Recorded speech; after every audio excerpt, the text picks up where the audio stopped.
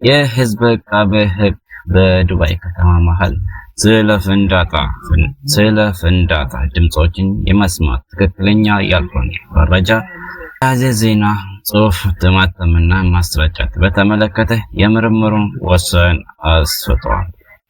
ጠቅላይ አቃቤ ሕግ ዶክተር ሐምድ ሰይፍ አልሸምስ የህዝብ አቃቤ ሕግ በዱባይ ከተማ መሃል ስለ ፍንዳታው ድምጽ መሰማት ትክክለኛ ያልሆነ መረጃ የያዘ ዜና ጽሑፍ ማተምና ማስረጨት በተመለከተ የምርመር እርምጃዎችን መወሰዱን ቀጥሏል።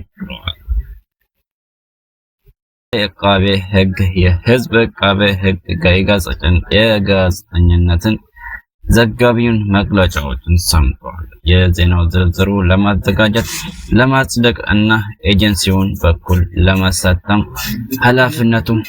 ኃላፊነት ያላቸውን ሰዎችን ለማጣራትና የዜና ጽሑፍ ለማዘጋጀት ለማጽደቅ እና ለማሳተም እንዲሁም ሕግ እና የሙያ ቁጥጥርን ማክበርን ለማድረግ ኃላፊነቱን ለመወሰን እንደ ቅድመ ሁኔታ ተከትሏል ሲሉ ገልጸዋል።